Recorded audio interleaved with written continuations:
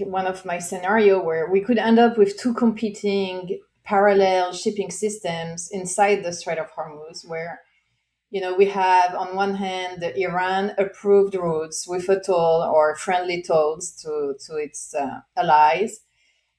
So it would de facto become kind of an exclusive route with you know geostrategic interests, and you can have Russia, Iran, China all using that route, and then like a more Western affiliated, U.S. approved, protected route with through the Omani passage. And it would end up kind of what we had for a while in the Red Sea, where the Houthi accommodated their allies, and we know there were backdoors agreements,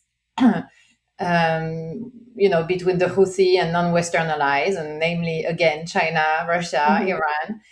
Iran. So those actors were able to use without any concern for their security that shipping lane.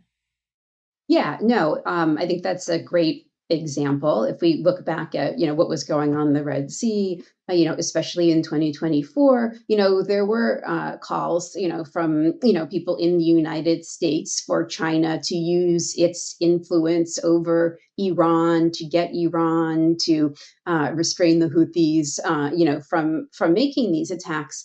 And that's not something that we saw. Instead we saw China, and I think Russia might have done this too, basically, brokering, sort of an arrangement with the Houthis so that they could, sail through